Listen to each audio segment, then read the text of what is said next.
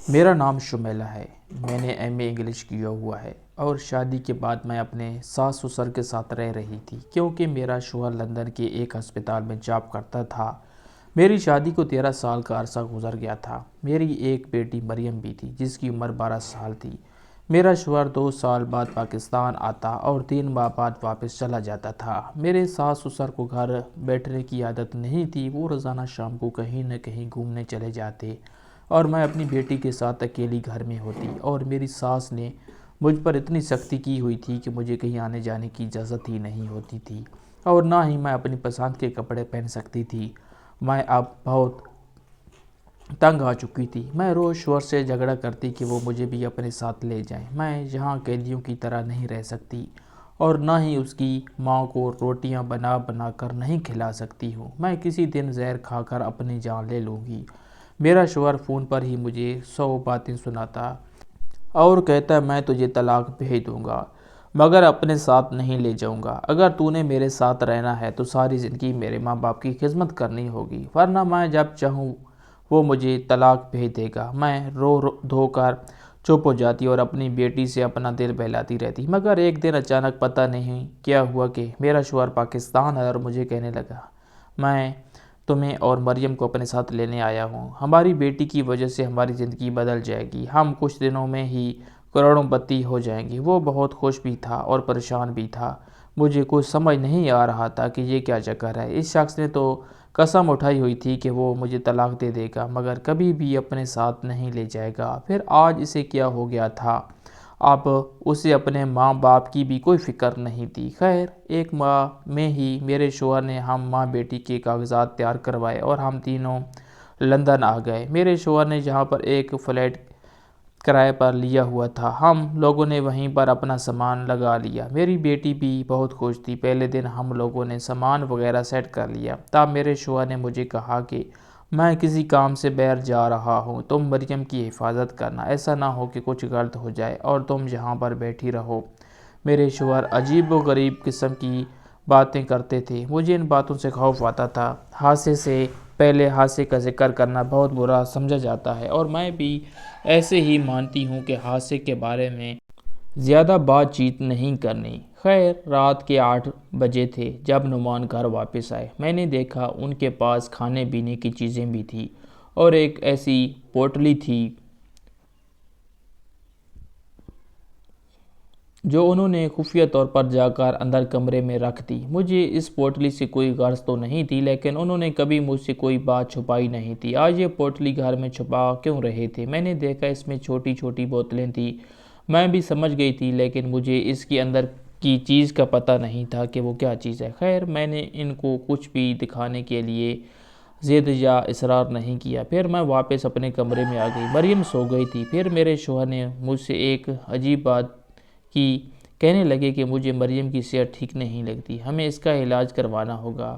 میں ہکا بکا ہو کر انہیں دیکھنے لگی۔ کیا ہو گیا ہے نعمان آپ کو؟ ہماری بیٹی پاکستان سے ٹھیک ٹھاک آئی ہے، اسے کسی قسم کی کوئی بیماری نہیں ہے۔ خواہ مخواہ کی باتیں بنا کر خود کو بھی اور مجھ کو بھی ہلکان مت کریں۔ میری بات سن کر نعمان نے برا سا منہ بنا لیا اور کہا کہ میں کل ہسپتال جاؤں گا، دیکھوں گا کہ مریم کو کسی دوا کی ضرورت تو نہیں ہے۔ میں نعمان پر غصہ کرنے لگی کہ آپ مریم کو جان بوجھ کر بیمار کرنا چاہتے ہیں۔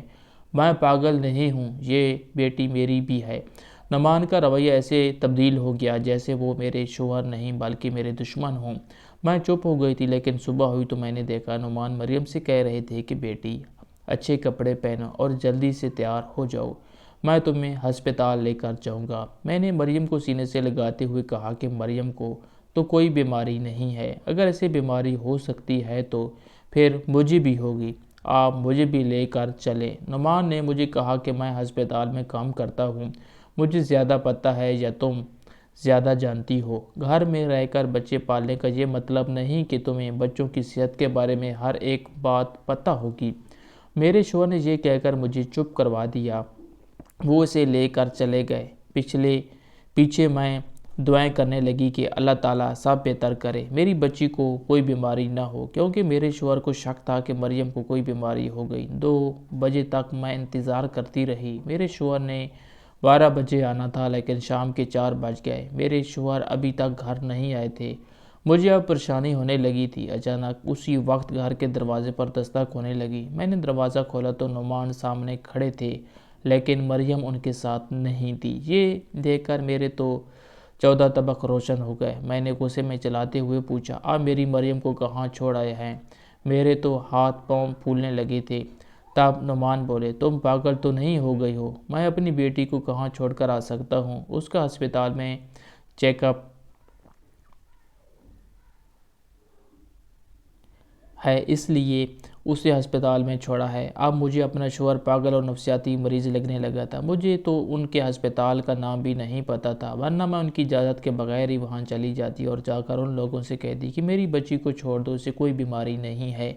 لیکن کیا کرتی، اب شوہر کی بات کو بھی جھٹلایا نہیں جا سکتا تھا۔ میں نے خاموشی اختیار کر لی تھی، لیکن اب وقت بہت آگے نکل چکا تھا۔ رات کے 8 بج چکے تھے۔ میں نے اپنے شوہر سے کہا کہ خدا کے لیے میری معصوم بچی کو اس طرح ہسپتال میں مت چھوڑیں، اسے کوئی بیماری بھی نہیں ہے، اب اسے چل کر لے آتے ہیں۔ تب میرے شوہر کو واقعی میں اس کی فکر ہونے لگی۔ وہ اٹھے اور بولے، تم بھی میرے ساتھ چلو، اور نعمان دونوں ہسپتال پہنچ گئے۔ میرے شوہر جس ہسپتال میں کام کرتے تھے، میں نے اس کا بھی پتہ نوٹ کر لیا تھا۔ میں ان پر شک کرنے لگی تھی۔ ہم لوگ ہسپتال پہنچے تو میرے شوہر نے مجھے میرے پیچھے ہی رکنے کا اشارہ کیا، کہنے لگے کہ میں اسے لے آتا ہوں۔ تھوڑی دیر کے بعد جب وہ آئے تو مریم ان کے ساتھ ہی تھی، حشاش بشاش اور پہلے سے بھی زیادہ خوش۔ مریم بیٹا، کیا ہوا ہے؟ تم بیمار تو نہیں تھی؟ میں نے اسے سینے سے لگاتے ہوئے کہا۔ وہ میرے گلے میں بائیں ڈال کر بولی، اماں میں بالکل ٹھیک ہوں، مجھے تو کچھ بھی نہیں ہوا ہے، میں تو ابھی سو کر اٹھی ہوں۔ مریم کی بات سن کر میرے ذہن کو دھچکا سا لگا تھا۔ بیٹا تم کب سے سو رہی ہو؟ میں نے پوچھا تو اس نے بتایا کہ جب سے ابا اسے چھوڑ کر گئے تھے تب سے وہ سو رہی تھی۔ میں نے اپنے شوہر کو مشکوک نظر سے دیکھا تو اس نے نظریں جھکا لی تھی۔ بیٹا تمہیں کوئی تکلیف یا مسئلہ تو نہیں ہے؟ میں نے پوچھا تو بیٹی نے نفی میں سر ہلا دیا۔ میں اور میرا شوہر مریم کو لے کر گھر آ گئے۔ اگلی صبح پھر شوہر نے ضد کرنا شروع کر دی تھی، چلو آج تم بھی میرے ساتھ ہی چلو، مریم کو ویکسین لگوانی ہے۔ میں آنے والی بیماریوں کے بارے میں بہت زیادہ خوفزدہ رہتا ہوں۔ مجھے لگتا ہے کہ جب تک میری بیٹی کو ویکسین نہیں لگے گی تب تک وہ سبھی بیماریوں سے محفوظ نہیں ہے۔ اسے اب ویکسین کی ضرورت ہے، ورنہ بعد میں ہم کیا کریں گے؟ ماں یہ سن کر چپ ہو گئی تھی۔ میں اور میرے شوہر ہسپتال پہنچے۔ وہاں ایک ڈاکٹر کے پاس بیٹھے۔ ڈاکٹر نے کہا کہ اس بچی کو ویکسین کی ضرورت تو نہیں ہے، لیکن اگر آپ پھر بھی حفاظتاً ویکسین لگوانا چاہتے ہیں تو جا کر ویکسین لگوا لیجئے۔ میرے شوہر نے مجھے آنکھوں سے اشارہ کیا اور بولے کہ چلو ویکسین والے کمرے میں چلتے ہیں۔ ہم دونوں اٹھ کر ویکسین والے کمرے میں آ گئے۔ پھر دیکھا تو میرا شوہر ادھر ادھر نظریں گھما رہا تھا، جیسے اسے کسی خاص انسان کی تلاش ہو۔ پھر ایک ڈاکٹر نظر آیا، وہ اس کے پاس جا کر کھڑے ہو گئے اور اسے کہنے لگے، مجھے میری بچی کو انجیکشن لگوانا ہے، ویکسین کا انجیکشن آپ ہی لگا دیجیے۔ یہ کہہ کر انہوں نے مریم کو آگے کر دیا۔ ڈاکٹر بولا کہ میں اس ٹائم بچوں کو انجیکشن نہیں لگاتا، مجھے ضروری کام ہے، آپ گھر چلے جائیے۔ یہ کہہ کر اس ڈاکٹر نے ہمیں جانے کا اشارہ کر دیا۔ میرے شوہر نے مجھے اور مریم دونوں کو ہی ہاتھ سے پکڑ کر باہر لایا اور ریسیپشن میں جا کر ایک آدمی سے کچھ کہنے لگا۔ میں نہیں جانتی کہ وہ کیا کہہ رہے ہیں۔ اس کے بعد میرے شوہر خوشی خوشی ہم دونوں کے ساتھ آ کر کھڑے ہو گیا۔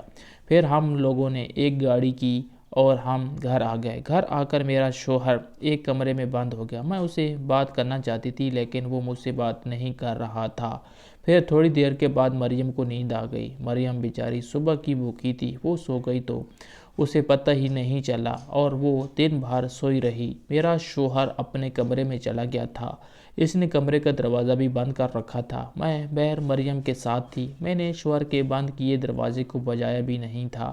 مجھے لگا وہ ایسے ہی غصہ کریں گے، لیکن مجھے حیرت اس بات کی ہو رہی تھی کہ میاں اور بیوی میں تو کوئی راز نہیں ہوتا، پھر وہ دروازہ بند کر کے کیا کر رہے تھے؟ میں نے دروازہ بجایا تو نہیں، لیکن انہیں ہلکی ہلکی آوازیں دینے لگی۔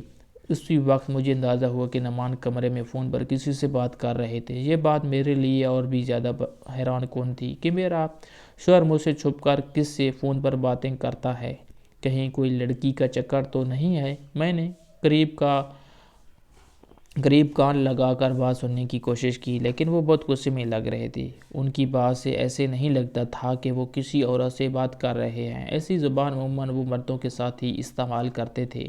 میں بھی مطمئن ہو گئی۔ تھوڑی دیر بعد انہوں نے خود ہی کمرے کا دروازہ کھول دیا۔ مجھ سے پوچھنے لگے کہ کیا ہوا ہے۔ میں نے کہا مریم سو گئی ہے، اب مجھے بھی نیند آ رہی ہے، بہت دیر ہو گئی ہے۔ نعمان نے میری طرف دیکھ کر ناگواری سے میرے کپڑوں پر نظر ڈالی اور بولے، تم میں سے بدبو آ رہی ہے۔ میں سارا دن ہسپتال میں دوائیوں کی بدبو سونگھتا رہتا ہوں اور گھر آ کر بھی یہی بدبو سونگھنے کو ملتی ہے۔ تم اپنے آپ کو صاف ستھرا رکھا کرو۔ شوہر کی طرف سے بے عزتی میرے لیے بہت توہین آمیز تھی۔ میں خود پر ہی شک کرنے لگی تھی۔ میں فوراً واپس اپنے کمرے میں اور اچھے کپڑے نکال کر غسل خانے میں نہانے چلی گئی۔ موسم تو سردیوں کا تھا، لیکن میں نے اس بات کی پرواہ بھی نہیں کی تھی۔ شوہر کی بے عزتی عورت کو بہت زیادہ تکلیف دیتی ہے۔ میں ٹھنڈے پانی سے نہا کر واپس کمرے میں آئی تو میرا شوہر سو چکا تھا۔ مجھے بہت دکھ ہونے لگا کہ میں تو خود کو ہر وقت صاف ستھرا رکھتی ہوں، پھر بھی میرا شوہر یہ گلے شکوے کرتا ہے۔ خیر، میں سونے کے لیے لیٹ گئی۔ تھوڑی دیر کے بعد محسوس ہوا کہ مجھے ہلکا ہلکا بخار ہے، لیکن اب میں کیا کر سکتی تھی؟ بخار کو میں روک تو نہیں سکتی تھی۔ میں اپنے کمرے میں بیٹھی اسی طرح سو گئی تھی۔ مجھے سخت نیند آئی تھی۔ جب صبح میری آنکھ کھلی تو کافی وقت گزر چکا تھا۔ بخار میں نیند بھی بہت آتی ہے۔ میری آنکھ کھلی تو یہ دیکھ کر میں حیران ہی رہ گئی کہ گھر کا دروازہ کھولا ہوا تھا، جبکہ مریم اور اس کا باپ گھر پر نہیں تھے۔ میں نے تو اپنا سر پیٹ لیا، یا اللہ، یہ مریم اور اس کا باپ کہاں چلے گئے ہیں؟ میں نے کمرے کا دروازہ بند کر دیا۔ شوہر کی غیر ذمہ داری پر مجھے حیرت اور شک دونوں ہونے لگا تھا۔ خیر، ایسی بھی کیا جلدی تھی کہ وہ سوتی بیوی کو چھوڑ کر چلا گیا؟ اسے کم از کم اتنا احساس تو کرنا چاہیے تھا کہ اس کی بیوی کمرے میں سو رہی ہے، وہ فلیٹ کا دروازہ بند کر جائے۔ میں بہت غصے میں بیٹھی ہوئی تھی، لیکن کیا کر سکتی تھی؟ اپنے شوہر پر غصہ بھی نہیں کر سکتی تھی۔ میں بھی اپنے گھر سے نکلی اور اسی ہسپتال کی طرف جانے کے لیے تیار ہو رہی تھی کہ گھر کے دروازے پر دستک ہوئی۔ میں نے دروازہ کھولا، لیکن دروازہ کھولنے سے پہلے فون کی گھنٹی بجی۔ میں نے فون اٹھایا تو میرے شوہر کی آواز آ رہی تھی۔ شوہر نے مجھ سے پہلے یہ پوچھا کہ دروازے پر کوئی آیا تو نہیں ہے۔ میں نے کہا کہ جی ہاں، ایک آدمی آیا ہے، سفید رنگ کا کوٹ پہنے ہوئے ہے۔ اس نے اپنا نام بتایا۔ میرے شوہر نے کہا کہ وہ ڈاکٹر ہوگا، ہماری بیٹی کو ویکسین لگانے آیا ہے۔ تم ایسا کرنا کہ اسے کہنا کہ وہ ہماری بیٹی کا نام درج کر لے اور کہنا ہماری بیٹی کو ویکسین ہو چکی ہے۔ پھر میں نے ایسے ہی کیا تھا۔ دروازہ کھلا تو سامنے وہی نوجوان ڈاکٹر کھڑا تھا جسے ہم نے کل ہسپتال میں دیکھا تھا۔ وہ کہنے لگا کہ آپ کی بیٹی مریم کہاں ہے؟ میں نے مریم کو ویکسین لگانی تھی۔ میں نے کہا کہ مریم کو ویکسین تو لگ چکی ہے، لیکن اب حاضری کے طور پر ریکارڈ میں یہ چیز اپ ڈیٹ کر دیں۔ میرے کہنے پر ڈاکٹر نے پہلے تو انکار کر دیا، مگر جب میں نے کہا کہ ہم کل ہسپتال سے ویکسین کروا کر لے آئے تھے، بس آپ اس نام ریکارڈ میں درج کر دیں، تب اس نے مریم کا نام درج کر لیا اور مجھے ایک رسید تھام دی، جس کا مطلب یہ تھا کہ ہماری بیٹی کو ویکسین لگ چکی ہے۔ میں تو ایک معمولی بات سمجھ کر اس چیز کو نظر انداز کر چکی تھی، لیکن اگلے دن جو ہوا اس نے تو میرے 14 طبق روشن کر دیے تھے۔ میرے شوہر نے مجھ سے کہا کہ اب میں جو کرنے جا رہا ہوں اس میں تمہیں میرا ساتھ دینا ہوگا، ورنہ تم زندگی بھر پچھتاؤ گی۔ اگر تم نے میرا ساتھ نہ دیا تو ہم تینوں کو یہاں پر جیل ہو جائے گی۔ میں اس کی بات کو کچھ سمجھ نہیں رہی تھی، پر 2 ہفتے کے بعد میرا شوہر کہنے لگے کہ ہماری بیٹی کو ایک تکلیف ہو گئی ہے، اور واقعی میری بیٹی کو دن بدن پیٹ میں درد ہوتا جا رہا ہے۔ درد ایسا تھا جو بڑھتا ہی جا رہا تھا۔ بیٹی کے پیٹ میں بھی تکلیف تھی، پیٹ ہلکا سا پھولا ہوا لگ رہا تھا۔ بیٹی کو لے کر میں بہت پریشان تھی۔ تب ہی میرے شوہر نے کہا کہ ہسپتال چلتے ہیں، میں اپنی بیٹی کو چیک کرواؤں گا۔ مجھے تو پہلے ہی شک تھا کہ میری بیٹی بیمار ہے، کچھ نہ کچھ بات تو ہو ہی گئی ہے۔ میں اپنے شوہر کی وجہ سے خود پریشان ہو گئی کہ وہ مریم کے بارے میں ٹھیک ہی کہہ رہے تھے۔ واقعی میں میری بیٹی اس قدر بیمار تھی۔ ہم لوگ بیٹی کو لے کر ہسپتال چلے گئے۔ میرے شوہر نے مجھے پیر ہی چھوڑا اور کہنے لگے، میں اپنی بیٹی کو لیب میں جا کر خود چیک کرواتا ہوں، ٹیسٹ تو میں ہی کرتا ہوں۔ ڈاکٹر سے چیک اپ کروانے کے بعد اپنی لیب میں جا کر ٹیسٹ کروں گا اور پھر دیکھوں گا کہ اسے کیا بیماری ہے۔ मगर इस वक्त मेरी तो हैरत की इंतहा न रही जब मेरा शौहर रोता पीटता लैब से बाहर आया। उसने सारे स्टाफ को इकट्ठा किया और पीट पीट कर कहने लगा, लोगों, मेरे साथ बहुत बड़ा धोखा हो गया है। ये क्या हो गया है? मैंने तो सोचा भी नहीं था मेरी बीवी और बच्चे के साथ इतना बड़ा जुल्म हो जाएगा। मैंने सोचा नहीं था। इसकी ववेला सुनकर पूरा अस्पताल जमा हो गया। अस्पताल वालों के सामने मेरे शौहर ने ऐलान किया कि हमारी छोटी बेटी के पेट में किसी का बच्चा है और ये कि वो उम्मीद से है। ये बात सुनते ही सब लोग अपने कानों को हाथ लगाने लगे। ऐसा कैसे हो सकता है? नुमान, तुम्हें कोई गलतफहमी हुई है। अरे गलतफहमी कैसे हो सकती है? मैंने खुद अपने हाथों से रिपोर्ट बनाई है। फिर वो कहने लगा, ये आदमी जो 2 हफ्ते पहले मेरे घर में मेरी बेटी को वैक्सीन लगाने आया था, उसी दिन मेरी बीवी ने मुझे बताया था कि मेरी बेटी घर पर अकेली थी। जब मेरी बीवी घर आई तो मेरी बेटी की हालत बिगड़ी हुई थी। मरियम से तो चला भी नहीं जा रहा था। ये सारा काम इसी डॉक्टर का है। उसी ने ये घटिया और नीच हरकत की है। मेरी बेटी के लिए अकेलेपन का फ़ायदा उठाया है और वैक्सीन का बहाना बनाकर उसे ज़्यादती का निशाना बनाया है। खुदा के लिए मुझ पर यकीन करो और इस डॉक्टर को धक्के मारकर इसको अस्पताल से निकाल दो, बल्कि उसे पुलिस के हवाले कर दो। मेरे शौहर की ववेला सुनकर सब लोग इसी डॉक्टर के ऑफिस की तरफ चले गए। वो डॉक्टर अपने दफ्तर में बैठा काम कर रहा था। उसे जब ये बात पता चली तो वो भी हैरान हो गया था।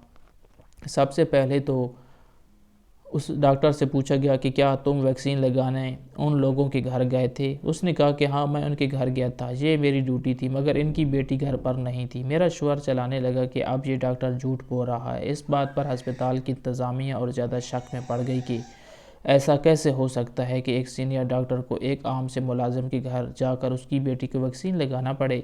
कोई बात तो वो ज़रूर होगी जो ये वहाँ पर इस वजह से किया कि एक मामूली सी लड़की को वैक्सीन लगा सके, वरना वो वैक्सीन वाले बंदे को भेज देता। ये बातें सुनकर पूरा अस्पताल उस डॉक्टर से बदगुमान हो चुका था। सब लोगों को यकीन नहीं आ रहा था कि वो इतना गिर भी सकता है। सब लोग मेरे शौहर की बात पर इसलिए भी यकीन कर रहे थे, कोई भी बंदा अपनी बेटी के बारे में इतनी बड़ी झूठ नहीं बोल सकता। लेकिन ना जाने क्यों सब लोगों को मेरा शौहर पर तो यकीन था, पर मुझे अपने इस झूठे शौहर पर यकीन था। ये जब से मुझे यहाँ लाया था बहुत ही अजीब हरकतें कर रहा था और मैं अपनी बेटी को अच्छे से जानती थी और अपने घर में होने वाली हर तब्दीली से वाकिफ़ थी। मैं जान गई थी कि मेरे शौहर का इस सब के पीछे कोई ना कोई मकसद होगा। इसने मुझे पहले दिन ही कहा था कि वो हमें किसी मकसद के लिए यहाँ लाया है और बहुत जल्द अमीर भी हो जाएगा। मैं अपने शौहर का साथ देने की बजाय उल्टा उसके ख़िलाफ़ उठ खड़ी हुई। मैंने हक़ और सच का साथ दिया, सबको बताया कि ये सारी बातें झूठ हैं। मेरे शौहर ने डॉक्टर के दस्तखत और उसके अंगूठे का निशान लेने के लिए मुझे कहा था ताकि वैक्सीन का रिकॉर्ड आ जाए। मैं नहीं जानती थी इसके पीछे मेरे शौहर की क्या साजिश होगी। मैं सबसे दरख्वास्त करती हूँ कि मेरी बेटी का एक और टेस्ट करवाया जाए, जिससे पता चल जाए कि जो बात मेरा शौहर कह रहा है वो सही है भी या नहीं। इस पूरे अस्पताल में लैब टेक्नीशियन एक मेरा शौहर ही था, बाकी लोगों को तो इसने काबू कर रखा था। जब सब लोगों ने यह सुना कि उसकी बीवी ही उसके ख़िलाफ़ है तो सब लोगों को मेरे शौहर पर शक हो गया था। मैं इन बीवियों में से नहीं थी जो अपने शौहर की गलत बात पर उसका साथ देती। मैंने नुमान की गलती पर पर्दा नहीं डाला था, बल्कि सबके सामने उसका पर्दा फाश कर दिया। जब दोबारा रिपोर्ट आई तो मेरा शौहर झूठा हो गया और वो डॉक्टर बेकसूर था। जब मेरे शौहर को पुलिस के हवाले किया गया तो उसने सारी बात बताई कि उसे पहले दिन से ही इस डॉक्टर से हसद हो गया था। उसे इस अस्पताल से निकलवाना चाहता था, इसलिए वो मुझे और मरियम को यहाँ लाया था। मेरे घटिया शौहर ने मेरी मासूम बेटी का इस्तेमाल किया था। वो पहले उसे अस्पताल ले जाकर गलत इंजेक्शन लगवाता रहा ताकि वो इसका इल्ज़ाम इसी डॉक्टर पर डाल सके। जब वो डॉक्टर उसके हाथ ना आया तो मेरे शौहर ने ये तरकीब सोच ली थी। अब मेरा शौहर हाथ जोड़कर सबसे माफ़ियाँ मांगने लगा था, लेकिन मैंने ऐसा कोई काम नहीं किया जिससे मेरे शौहर को बरी करने का मज़ीद मौका मिले। मेरे शौहर को 2-3 साल की जेल भी हो गई थी। इसे अस्पताल की नौकरी से हाथ धोना पड़ा था। मेरे शौहर ने गुस्से में मुझे بھی طلاق دے دی تھی، مجھے اس کی کوئی پرواہ نہیں تھی۔ وہ تو پہلے ہی دن سے میرے خلاف تھا، بس اپنے کام کے لیے ہمیں یہاں لایا تھا اور کسی دن وہ ہم دونوں ماں بیٹی کی جان لے لیتا۔ اس نے اس ڈاکٹر سے بدلہ لینے کے لیے اتنا بڑا جال بچھایا تھا، لیکن میں نے یہ سب کچھ سچ نہیں ہونے دیا تھا۔ میں طلاق لے کر اپنی بیٹی کے ساتھ واپس پاکستان آ گئی ہوں اور وہیں جیل میں سزا کاٹ رہا ہے۔